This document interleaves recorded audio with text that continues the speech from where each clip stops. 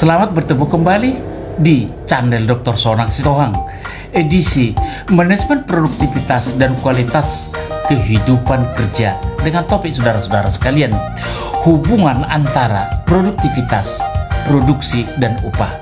Namun saudara-saudara, sebagaimana biasa, sebelum mulai pembahasannya, jangan lupa tekan tombol subscribe dan aktifkan notifikasi dan lonceng agar Anda tidak ketinggalan informasi berikutnya dari channel ini. Latar belakang: upah merupakan salah satu faktor yang dapat mempengaruhi produktivitas tenaga kerja melalui mekanisme spillover effect.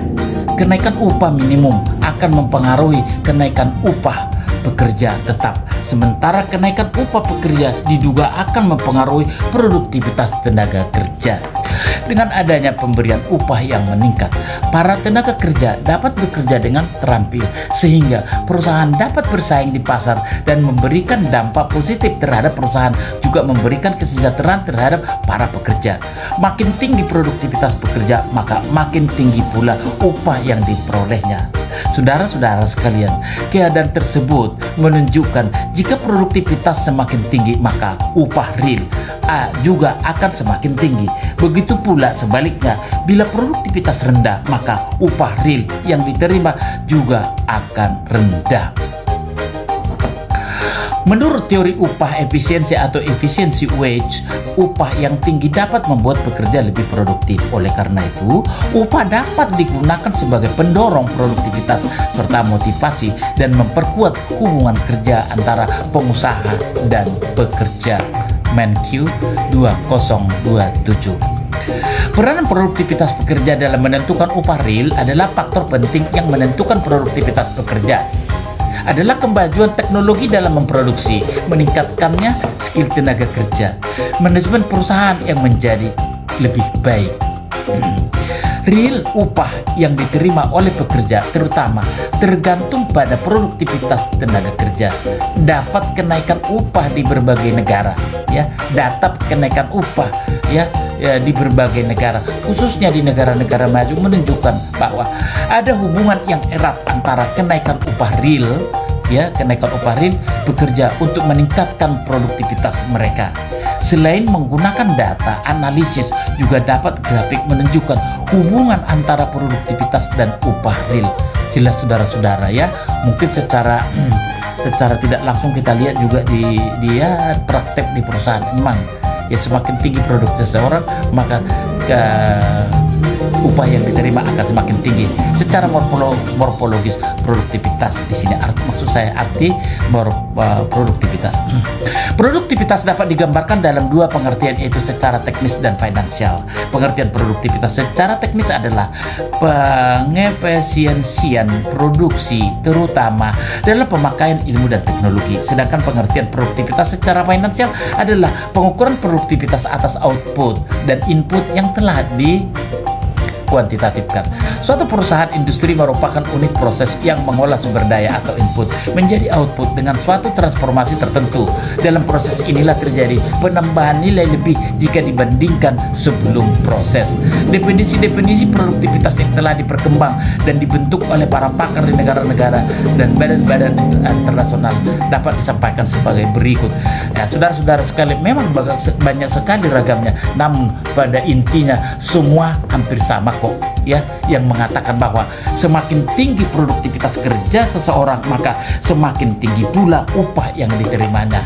Ya, Mervyn E. Mundell yang dipublisir oleh The Asian Productivity Organization atau APO. Produktivitas didefinisikan sebagai rasio keluaran yang menghasilkan untuk penggunaan di luar organisasi yang memperbolehkan untuk berbagai macam produk dibagi oleh sumber-sumber yang digunakan. Semuanya dibagi oleh suatu rasio yang sama pada periode dasar. Paul Mandley mengatakan produktivitas adalah ukuran yang menyatakan seberapa hemat sumber daya yang digunakan di dalam organisasi untuk memperoleh sekumpulan hasil. Sedangkan Dewan Produktivitas Nasional mendefinisikan produktivitas dalam beberapa persepsi. Secara fisiologis adalah sikap mental yang selalu mempunyai pandangan bahwa kehidupan kehidupan hari ini harus lebih baik dari hari kemarin, ya. Dan besok harus lebih baik dari hari ini, sedangkan lusa harus lebih baik dari besok. Secara ekonomis produktivitas merupakan usaha memperoleh hasil sebesar-besarnya, ya, pengorbanan sumber daya input yang sekecil-kecilnya. Sebetulnya sekarang itu tidak lazim lagi, ya laba yang sebesar-besarnya dengan, ya, modal yang sekecil-kecilnya, itu kan sudah, tapi optimal, ya, istilahnya laba yang optimal itu yang dimaksud sebetulnya, ya. Secara teknis produktivitas diformulasikan sebagai rasio output terhadap input, dan inilah yang harus yang sering dipakai di setiap, baik di bangku kuliah anak-anak seperti yang kita sampaikan maupun di perusahaan. Saudara-saudara, International Labour Organization, European Productivity Agency, Finagle dalam Toward Higher Productivity, Peter J. Drucker, ya, Everest Adam, David J. Suman, ya, Fabricant, ya, Sigel Produktivitas mengatakan, ya, berkenaan dengan sekumpulan perbandingan antara output dengan input, ya, sama saja, ya. Doktrin pada konferensi Osio 1984, ya. Sedangkan Davis mengatakan produktivitas adalah perubahan produk yang dihasilkan oleh sumber-sumber yang digunakan. Dari definisi di atas, secara umum produktivitas mengandung pengertian perbandingan antara hasil yang dicapai dengan keseluruhan sumber daya yang digunakan, atau dapat diformulasikan sebagai berikut: jumlah keluaran produktivitas sama dengan jumlah masukan. Tapi kan kalau sama kan tidak ada laba, seharusnya harus lebih besar. Saudara-saudara sekalian, konsep, ya, produktivitas menurut Malin 78, produktivitas seringkali dinamakan dengan istilah produksi, disamakan dengan istilah produksi. Pengertian produktivitas sangat berbeda dengan produksi. Produktivitas dapat diukur berdasarkan pengukuran berikut: output dihasilkan, pencapaian tujuan produktivitas sama dengan input yang dipergunakan, penggunaan sumber-sumber daya, efektivitas pelaksanaan tugas, efektivitas sama dengan efisien, penggunaan sumber-sumber daya, efisiensi. Masalah produktivitas tidak hanya memperhatikan hasil, tetapi bagaimana menggunakan sumber daya sehemat mungkin. Nah, saudara-saudara sekalian, unsur-unsur yang terdapat dalam produktivitas. Satu, tadi udah di topik yang terdepan juga telah disampaikan. Efisiensi, efektivitas dilihat dari kualitas, ya. Dari kualitas itu produksi, ya. Sifat produksi, ya, proses. Nah, kemudian dilihat dari jangka waktu produksi. Beberapa macam proses produksi dapat ditentukan menurut periode waktu dalam mana fasilitas produksi digunakan. Dalam hal ini proses produksi digolongkan menjadi dua, yaitu proses terus-menerus dan proses terputus-putus. Kemudian yang kedua, sifat produksi. Proses produksi yang lain dapat ditentukan menurut sifat produknya. Jadi, melibatkan ada atau tidaknya spesifikasi pembeli suatu produk tertentu. Dalam hal ini, proses produksi dapat dibagi menjadi dua macam, yaitu produksi standar dan produksi pesanan. Saudara-saudara sekalian, kegiatan produksi.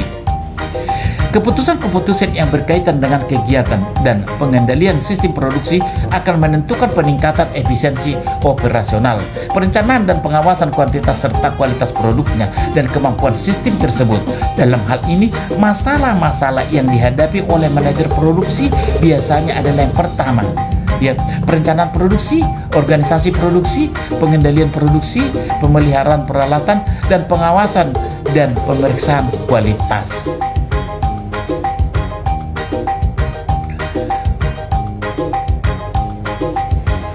Saudara-saudara sekalian, mari kita lihat tentang upah. Upah adalah suatu bentuk pembayaran periodik dari seorang majikan kepada karyawannya yang dinyatakan dalam suatu kontrak kerja. Dari sudut pandang pelaksanaan bisnis, gaji dapat dianggap sebagai, ya, biaya-biaya kebutuhan untuk mendapatkan sumber daya manusia untuk menjalankan operasi, dan karenanya disebut dengan biaya personel atau biaya gaji. Dalam akuntansi, gaji dicatat dalam akun gaji. Dalam lingkup pegawai negeri, gaji memiliki definisi sendiri, yakni pengeluaran untuk kompensasi yang harus dibayarkan. Ya, penerimaan gaji berdasarkan pengaturan perundang-undangan yang berlaku. Di Indonesia dikenal beberapa sistem pemberian upah, yaitu upah menurut waktu, upah menurut satuan hasil, upah borongan, sistem bonus, sistem mitra usaha. Saudara-saudara, demikian upah minimum regional seperti yang berlaku di Indonesia, namun tidak berlaku secara umum di pemerintah seperti contoh di DKI, di provinsi, di kabupaten. Itu berbeda sekali, saudara-saudara sekalian. Nah, upah minimum regional adalah suatu standar minimum yang digunakan oleh para pengusaha atau pelaku industri untuk memberikan upah kepada pegawai, karyawan, atau buruh di dalam lingkungan usaha atau kerjanya. Pemerintah mengatur pengupahan melalui Peraturan Menteri Tenaga Kerja Nomor 05/1989 tanggal 29 Mei 1989 tentang upah minimum. Nah, penetapan upah dilaksanakan setiap tahun melalui proses panjang. Mula-mula Dewan Pengupahan Daerah atau DPD yang terdiri dari birokrat, akademisi, buruh, dan pengusaha mengadakan rapat, membentuk tim survei, dan turun ke lapangan mencari tahu harga sejumlah kebutuhan yang dibutuhkan oleh pegawai, karyawan, dan buruh. Setelah survei, di sejumlah kota dalam provinsi tersebut, yang dianggap representatif, diperoleh angka kebutuhan hidup layak KHL, dulu disebut kebutuhan hidup minimum KHM. Berdasarkan KHL, DPD pengusulan upah minimum regional atau UMR kepada gubernur untuk disahkan. Komponen kebutuhan hidup layak digunakan sebagai dasar penentuan upah minimum berdasarkan kebutuhan hidup pekerja lajang atau belum menikah. Nah, saat ini UMR juga dikenal dengan istilah upah minimum provinsi (UMP) karena ruang cakupannya biasanya hanya meliputi suatu provinsi. Selain itu, setelah otonomi daerah berlaku penuh, dikenal juga istilah upah minimum kabupaten kota (UMK). Saudara-saudara sekalian, dalam menentukan upah dengan teori-teori upah tersebut, teori dasar, teori produktivitas dari Dewan Produktivitas Nasional. Variabel yang mempengaruhi motivasi menurut Dewan Produktivitas Nasional adalah motivasi, tingkat penghasilan, lingkungan dan iklim kerja, jaminan sosial, terdiri dari pendidikan, disiplin, sikap dan etika kerja. Sikap dan etika kerja yang saling menghormati antara pegawai, memberikan nilai plus pada dan membuat pegawai yang lain menjadi betah untuk bekerja dan nyaman karena mendapat respon yang baik. Teori produktivitas dari Soeharsono Sagir, motivasi, lingkungan kerja, terdiri dari disiplin kerja, perjanjian kerja, pendidikan, dan pelatihan. Saudara-saudara sekalian, kesimpulan pertama, produktivitas adalah kemampuan memperoleh manfaat yang seoptimal mungkin dari sarana dan prasarana dengan menghasilkan keluaran yang optimal dalam suatu perusahaan. Produktivitas tidak hanya masalah bagaimana karyawan harus bekerja keras saja, tetapi penting bekerja sama dengan manajemen, dengan pemimpin yang luas, membuat pekerjaan lebih mudah, sederhana, cepat, dan efisiensi. Yang kedua, produktivitas dan pemberian upah memiliki hubungan yang erat. Ketika seorang karyawan bekerja secara produktif sehingga memberikan kontribusi besar pada perusahaan dan menghasilkan keuntungan besar, maka sudah selayaknya perusahaan memberikan penghargaan. Namun akan berlaku sebaliknya jika pekerja tidak bekerja produktif sehingga kontribusinya rendah terhadap perusahaan, maka sudah selayaknya pula kalau penghargaan yang diberikan perusahaan kepada tenaga kerja juga rendah. Jadi terdapat hubungan yang searah, yaitu upah tinggi mempengaruhi produktivitas tenaga kerja. Artinya bahwa kenaikan upah akan memberikan dampak terhadap kenaikan produktivitas tenaga kerja. Demikian saudara-saudara sekalian paparan tentang hubungan antara produktivitas, produksi, dan upah pada kesempatan yang baik ini. Semoga bermanfaat adanya. Dan bila ada yang kurang jelas dapat menghubungi saya melalui channel ini. Sampai bertemu kembali pada edisi berikutnya dengan topik yang berbeda. Terima kasih.